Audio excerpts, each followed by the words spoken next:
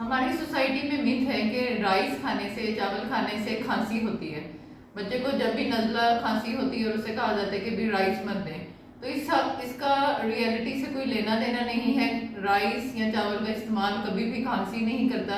अगर आपने under cook बनाया है या सही तरह से वो ठीक तरह से पके नहीं हुए, तो फिर बच्चे को हो सकती है खांसी, लेकिन ठीक नॉर्मल कुक राइस कभी भी आपको कफ नहीं कर सकते या कभी भी बॉडी को नेगेटिव इफेक्ट नहीं कर सकते।